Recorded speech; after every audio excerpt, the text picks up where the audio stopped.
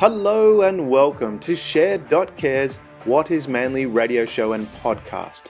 Men feel more lonely, lost, and not useful in society than ever in history. Males are not attaching to school, work, or women. What it means to be a man appears lost. Is there a framework for being manly that we can unearth?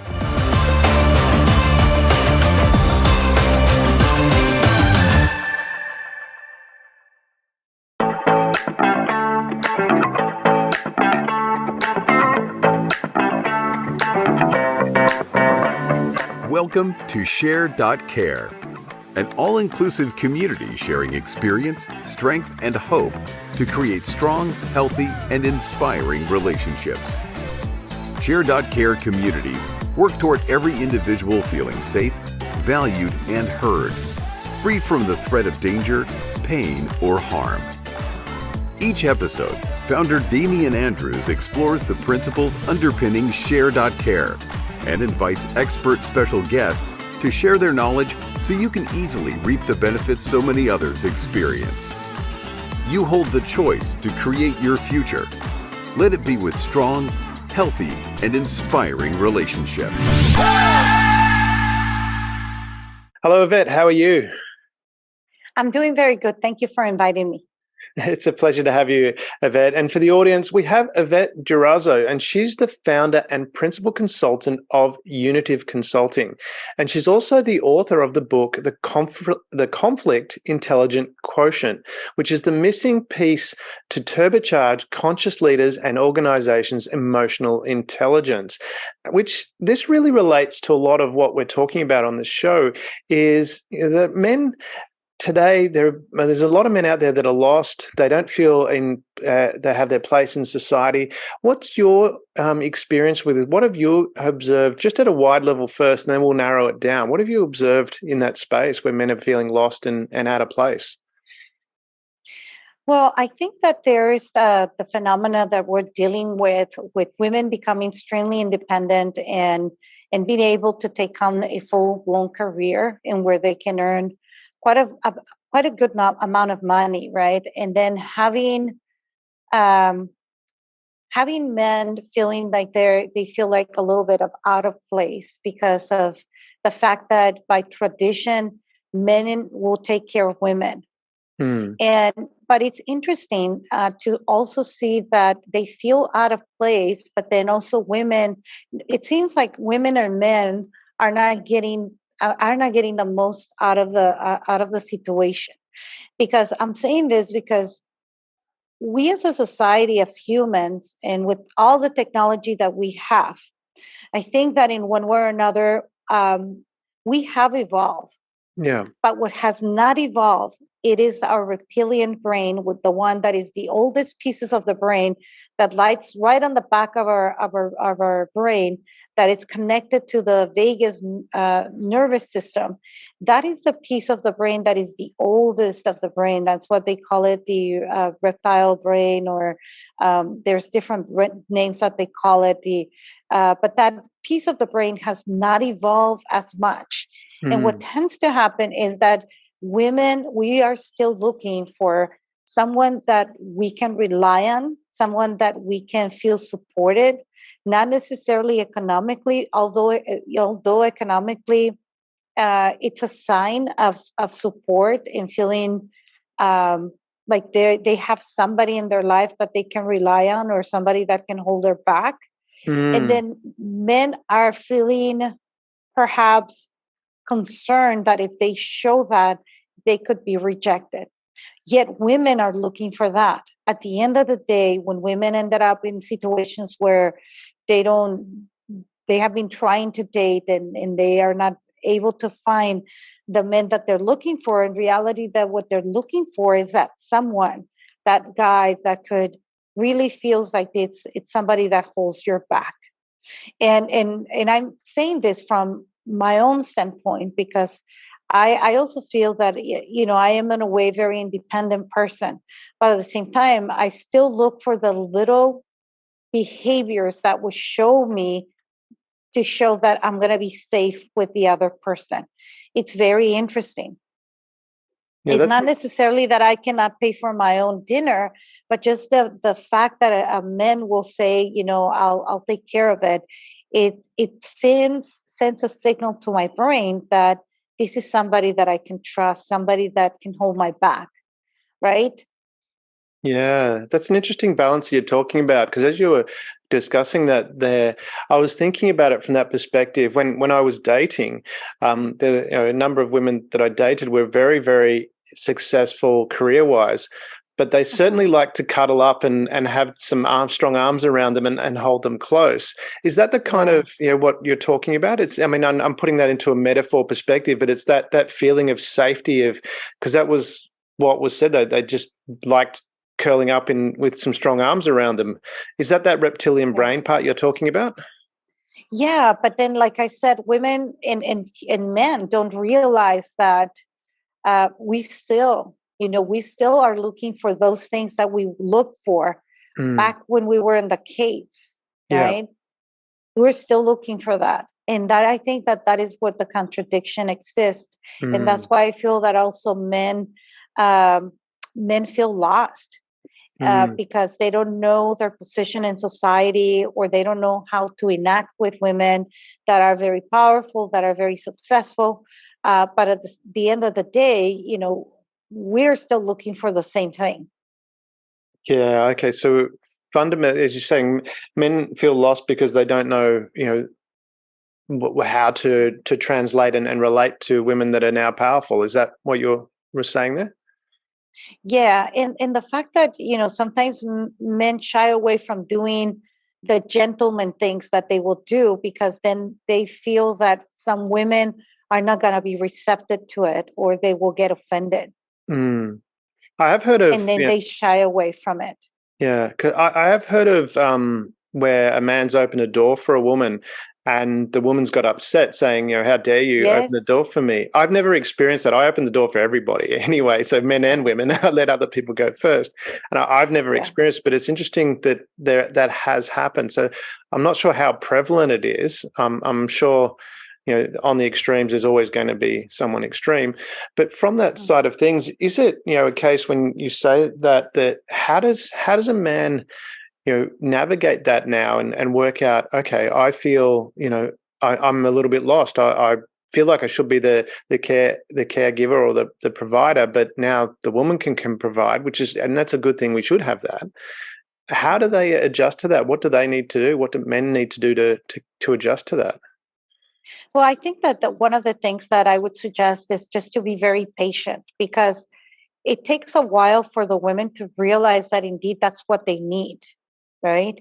Because at the beginning, as a woman, you're programmed that you can take care of yourself, that you can buy yourself everything.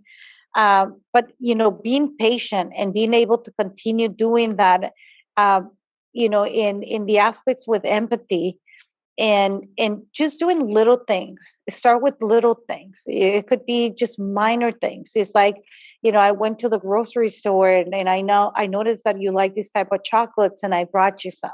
Yeah. It's not that the other person cannot buy them, but just doing those little things, it helps the brain to receive that message, that unconscious message that the woman needs in order to feel that they're around somebody, that they can feel protected, that they feel that, that they have that man on the side that can take care of them, right? Yeah.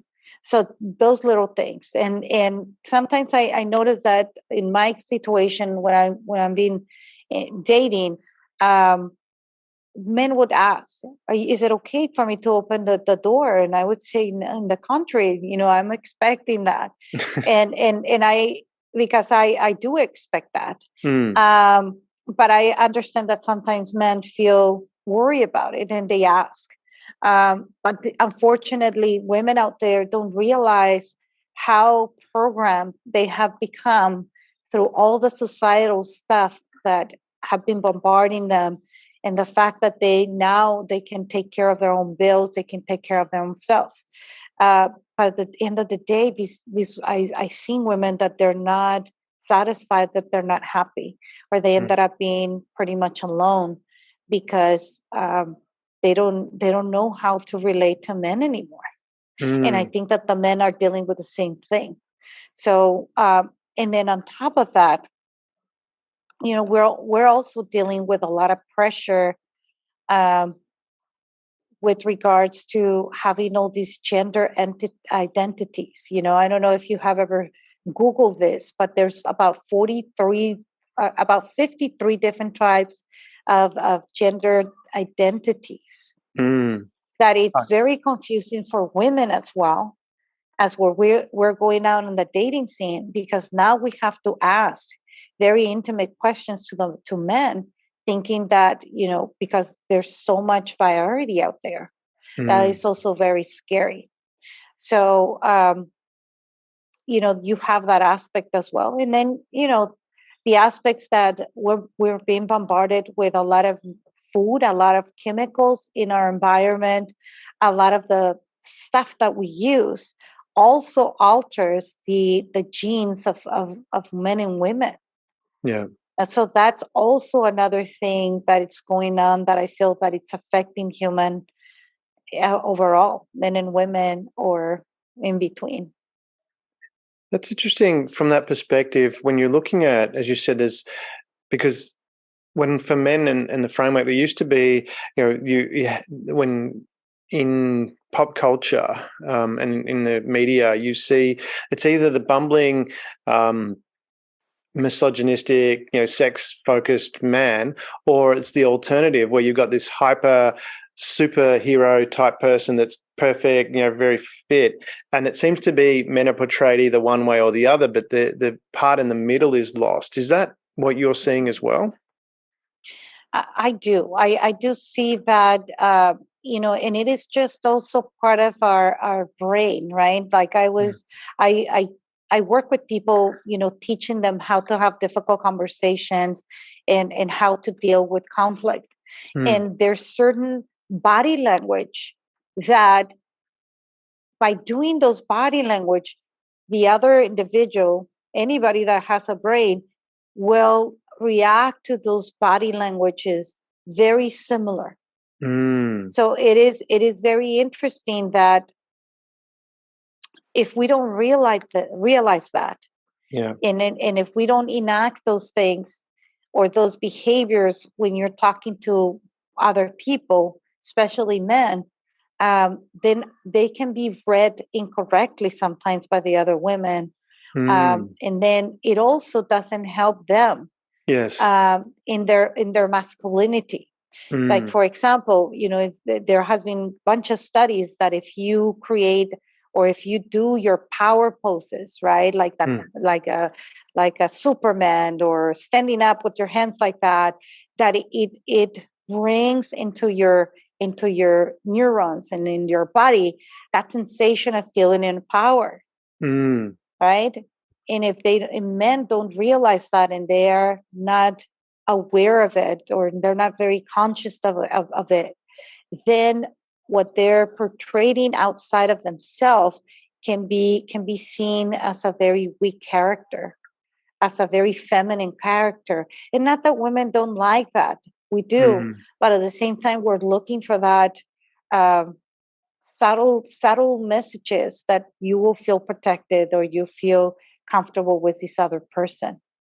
It's interesting that you raised that, because that reminds me, it was someone that I was with for a period of time.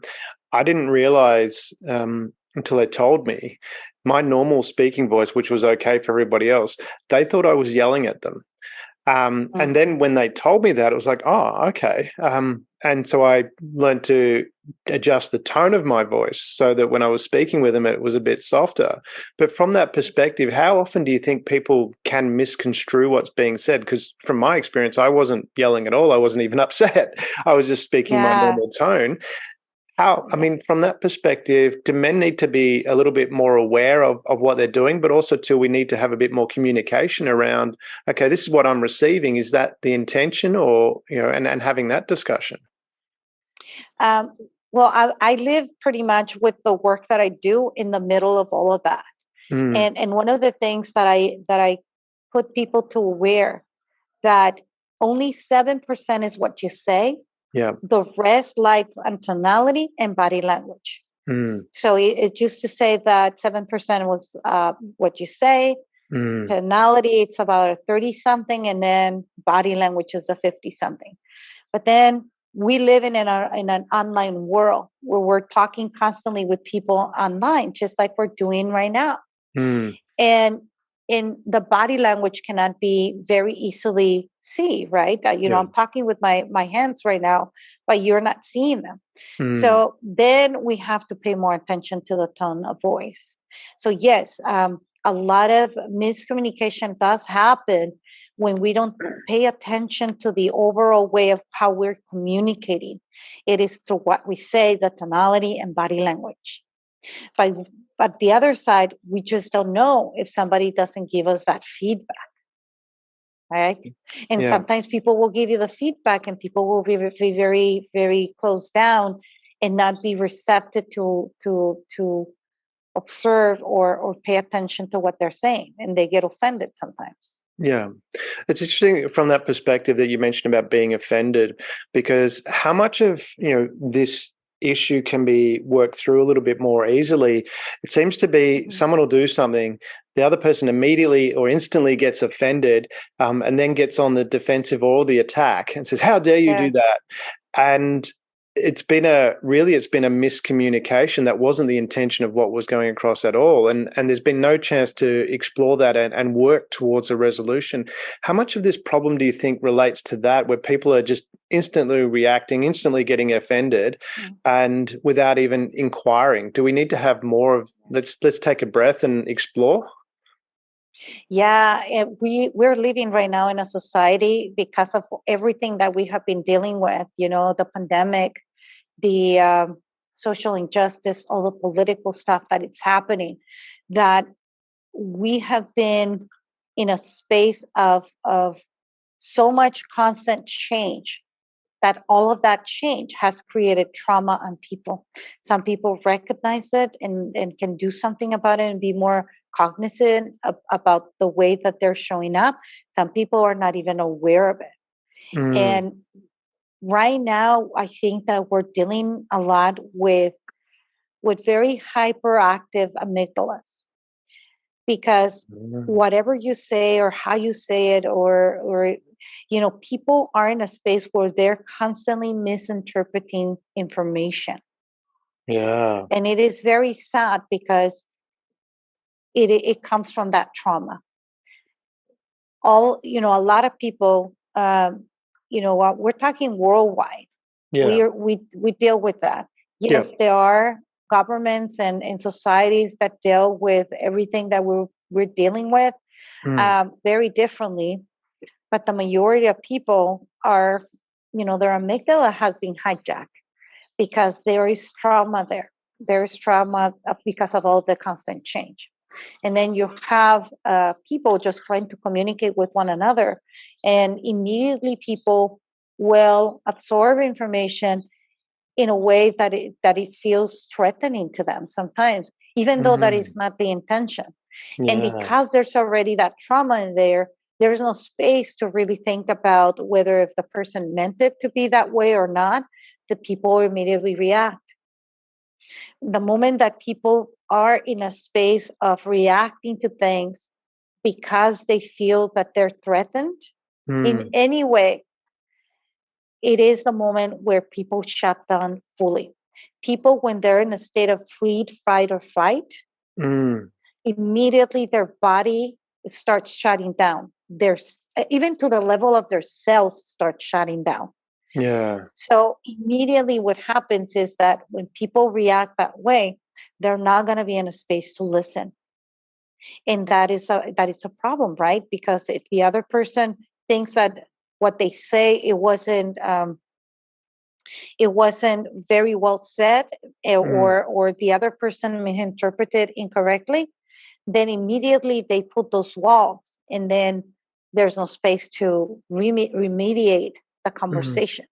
So what I would suggest to people is to reflect back what the other person is saying before reacting, to make sure that the other person listens to what they're saying, so that the other person can make the self-correction and say, no, I didn't meant it this way. I meant it in this way.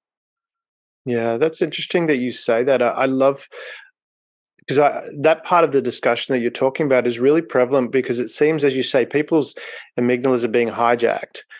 We've got this trauma. We're in quite a vulnerable spot.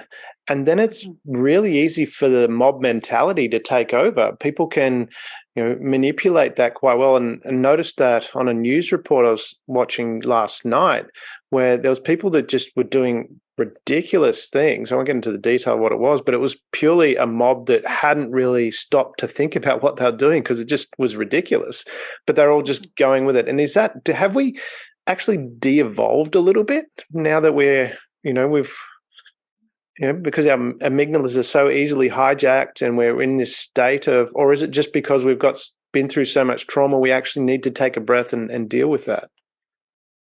Well, I think that depending on where you live, for example, in California where I'm at, it has been very difficult to get therapies available. There's not a lot of therapists.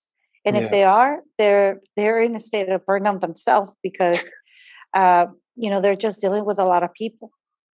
The same thing is happening with human resource. The professionals in the human resource, they're very much trained into policies and procedures, how to deal with employees, and how to get either rid of the employees if they're not performing well. But they never were trained to deal with the human side of the employees.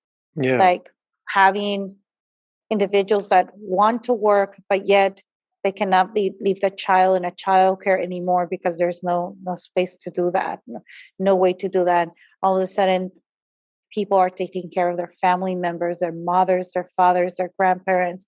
So all of these human pieces of it just started showing up in the workplace.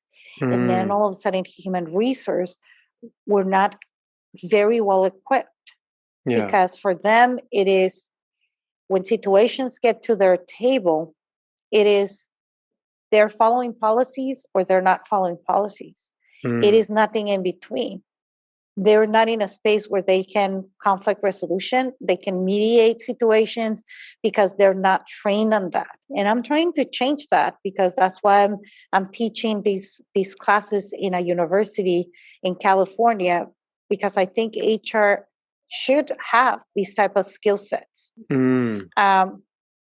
not only for themselves, but also to work with their managers and supervisors that are dealing constantly with a lot of conflict in the workplace. So from that perspective, No, you go ahead. I was going to say from the what is manly perspective, from a boys and men perspective, with this amygdala getting hijacked and not being able to show emotions, what can men do to actually go, okay, how do I recognize this is a potential conflict situation? How can I step back and again show that control that we were talking about before, and create an area of safety? We've only got a few minutes left before we have to end the radio show, but how can men do that? Step back, take back control of their amygdala and create that safe space. Well, first of all, be aware of it. Be aware that obviously we're dealing with unprecedented situations, right? We're not only dealing with everything that has to do with the pandemic, but we also are dealing with the, all the political and social justice movement, right? That obviously the social justice movement affects women and men as a whole. Yes. But be able to be aware that it is not, how do you say, it's such a big problem that it is not that it is their fault, but it is how can you navigate the situation as it is in order to be able to create awareness that a lot of things are out of your control, because it's societal, it's governmental, right? It's out of your control, but find things that are in your control. There is the famous book, Men Are for Venus and Women Are for Mars. Yes, that's right. What is the author? I think is Jim Gray. I think someone great. Gray, exactly. So he's here actually in California, a couple of hours from where I live, and I'm pretty sure that he's in a retirement state already. But his books talked about also how is it that men and women can balance their hormonal states by doing certain things. Like, for example, obviously, if men and women are together, that helps to balance their hormones, right? Yeah. But let's say, for example, you have two individuals, men and women, separated, don't have any boyfriend, husband, or significant other. And the book tells you how to go about doing that. Like, like, for example, men needs to have a group of men that they can relate to, that they can have fun with, that they can go out and do things, because that levels their testosterone. That helps with their hormones. Yes. Same thing with women. If women don't have that significant other and all that, they can do certain things in order to take care of themselves, make sure that their hormones become more balanced, like perhaps doing things creatively and things like that will help them to balance their hormones. So imagine this. I'm telling you from a standpoint that it happened to me. Yeah. I felt that I was having hormonal issues, very bad, because I was being secluded in the pandemic with no human contact. I was working 24 hours in the computer all day. Yeah. Right? I didn't have no human contact. Yeah. And all of a sudden my health started deteriorating, and everything pointed out that it was the hormones. Yeah. Okay. At the moment that I moved myself from that situation and I put myself in an environment in where I could go out, have a little bit of piece of normalcy in my life, be able to connect with people and do all of those things, my health came back and got restored. And that was because I was able to communicate with people. Just the fact to look people in the eye, it generates an effect inside the brain. Yeah. Of that suffices that piece of the human need of learning. Yeah, that human connection sounds really important. Sorry, I'm just going to stop for a second there, because we've got to end for the radio listeners. So for the radio listeners, thank you for joining us. If you want to catch the balance of this, tune in to the podcast, and we'll continue there. And we continue on. So yeah, that communication you were talking about, the looking in the eye, being able to connect with people. Do you want to continue with that? Yeah, like for example, I was not aware that I was having burnout. Yeah. I would Google burnout in the internet. I was working with people that were running with burnout. Yes. But I couldn't recognize it on myself. And it took me about 3 months in order to realize what was happening. Yeah. Because my health started deteriorating. I started having symptoms. Yeah. And that is where I realized that what I needed was humanity. I needed that energy around being people. Where I was at, I was going out into the parks and walking around, and people would just go far away and run and walk away from you, because the scareness of the virus was such that people just didn't want to be close to you, right? Yeah. So I was so secluded, and I wasn't going to visit my family or anything like that because of that state of fear. Until I realized what was happening to me, and I decided to move a little bit and start visiting and traveling a little bit in order to get to a level where I realized that it was the humanity piece of it that it was missing. When I started gaining a little bit more access to humanity and talking to people, my health started getting better. Yeah. I started feeling much better, right?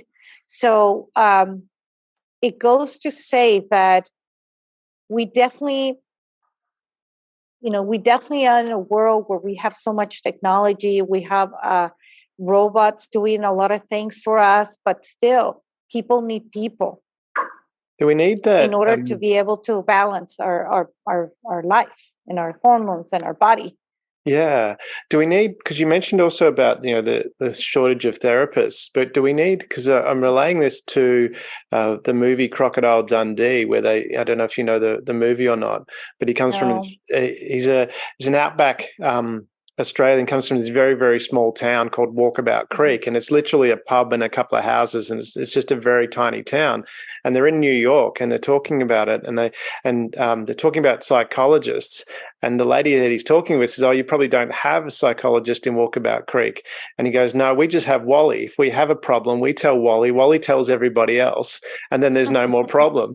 Do we need more of that? Just discussion with each other, as opposed, because I think even though we're connected on social media and things like that, are we really having those discussions? And do we need to, as you said, you noticed that you were by yourself and on the computer a lot. No doubt you were interacting with people on the computer, but do we just need to get out and have those discussions with people? And is that, particularly for men as well, having that? For men, do we need to have that safe space you mentioned before about some male friends to interact with? Yes. Do we need that? Definitely. And let me tell you that the field study that I'm at is called alternative dispute resolution. This field study, it's not a new field, but it actually was there before the legal, all the law came into place. And the way that field was brought into the light was because anthropologists were still, doing anthropology work, and they would see how small societies, tribes were dealing with conflict. And the way that they were dealing with conflict, it was that they were getting into circles. They would give the voice or the saying to the chief of the tribe, for example, or the elderly people that they respect, that they think that they have wisdom, and then they will sit together in order to be able to resolve conflict, right? And they will do great things, such not even getting out of the circle, right, until the problem gets resolved. So it pushes people to come up with ideas of how to deal with human conflict and situations. So if we don't have enough therapists in order to help everybody that it's dealing with what we're dealing with, we have to go back to what history has taught us. Respect your elderly. Who are the elderlies in your family that are the wiser ones that you can sit with and learn from?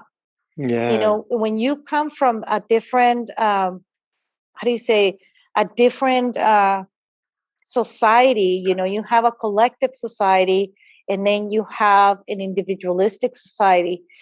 As you can see, the individualistic societies, they don't necessarily care much for their elderlies. They live far away from their parents. If they die, they just go in, they just take care of them when they're pretty much in their last days. They bury them, and then they go on and continue their lives. Versus in collective societies, we respect, and I'm including myself in that, we respect our elderlies. We take care of our elderlies in our society, and we still respect them because they have lived longer than we have, and they have wisdom. Do you think that's part of the problem men are experiencing, is that we've gone to this individual attitude or approach, and we've lost that ability to have that mentor?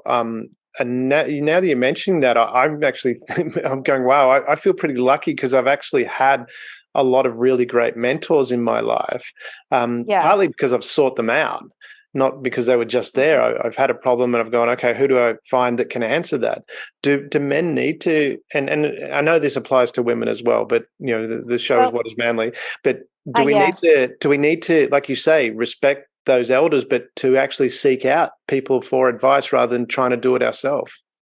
Yes, I think that it is extremely valuable, because sometimes these men that you're talking about might have not had very good role models as parents. Why? Because maybe those parents were using drugs, they were in alcohol, maybe themselves, they never questioned why, they were having social issues. Yeah. And perhaps these men were brought up by these other men, right?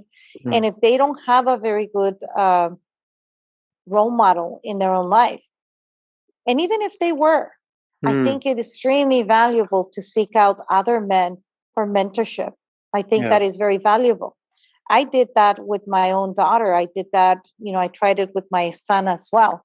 And at first, my daughter couldn't comprehend, but it took me years to realize what a mentor can do for you, because I was pretty much doing things alone all the time. And now I have the respect and the value of those people that have taken me under their wing.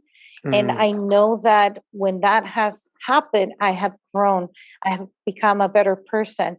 I have been given a leg up in order to be able to get to the place where I need to go. So it is not easy to find those mentors, but at the same time, keep looking and knowing that it's important for you to have. The other thing is that, mentors can give you a whole bunch of wisdom, a whole bunch of information and knowledge, but believe it or not, a mentor also has the opportunity to, to learn and also feel needed in society when they're helping other people. So it is a two-way street, mentorship. Yeah, definitely. What about from the perspective, circling back to the earlier on in the conversation, you mentioned about there is still this need for, women want to feel safe, but men don't know how to create that. But also too, they're not used to women being independent at a primal level is what you're talking about. How do we create, how can men go, okay, it's all right, she can be independent, does what she needs to do, and that's okay, because I'm doing my thing. Is it a case of recognizing that we are now interdependent and can, it doesn't really, you don't have to be this, all-encompassing protector. She can quite comfortably look after herself. But you can also too, at the same time, do your thing, but still, you can still open doors. You can still be that, strong arm cuddle thing. How do we find that balance? How can men find that balance?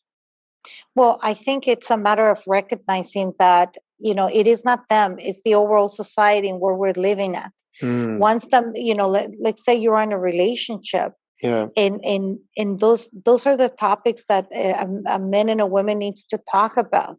That, they have to recognize what society has developed out of necessity, out of pushing women into the workforce because it's needed, because that's the way it has always been. In the 1960s, when people were coming from war, there were not a lot of people to work. And then they started creating all of these ads in TV, helping women to realize that they need to get out to work. Nobody was forcing them, but the media was influencing their way of thinking. So imagine that happened when the first war happened in the United States, and that is the way that media interject in people's behavior. So now imagine everything that we're living right now with all of the messages that we're having. So if a man and a woman are going to be creating a relationship, that's the first thing that they have to take in consideration. What is it that they're seeing in society happening? What is it that it will work for them in a relationship? And what is it that they in reality they need? And sometimes, like I said, they might not know what they need because they're not conscious about it. But the reality is that men and women still need what they were looking for since we were in the caves. So once you realize that and have that communication with your partner, and then be able to be honest and be able to find ways of how do you support one another, right? That is what's going to help. any relationship to stay more stable and be able to prolong for a longer time. Because right now we have a lot of behaviors of men that, because of technology, because of the dating apps, people are not fully taking responsibility as human beings. We're discarding people like if people are disposable, right? And those type of behaviors are being supported in one way or another in society. Yeah. And that's why relationships don't last, because people are not willing to take the time to really get to know people. Yeah. Right. And if you were to talk to people that you might know that have stayed in a relationship or for many, many years, if you ask them, they're going to say, we find ways to adapt to each other, because there was no space to think about recycling this person or just getting rid of the person, right? Because they somewhere or another, they love each other, they consider and value the human being. And in the reality, it's about how do you work with one another? How do you work with those messages that you're getting from society? And how can you make consensus at home or in a relationship in order to be able to stay together, right? Yeah. And help each other grow and support each other. I love that. I know you've got a short period of time and you need to wind up now. Do you want to, just in a summary, what would you say is the key thing that men should look out for in being manly? What should they consider? Well, first of all, they have to be aware of what society is pressuring men into doing, and be able to be true to themselves and what they really need. They really need to have that ability to feel protected. They also have that ability to do things that the women would admire from them. So if they create awareness around that, and they don't force it, they don't pressure it, because you might be, like I said, in a relationship with the other women, but might not be aware of it, right? And they will retaliate back or push back when the man is trying to be manly. Right.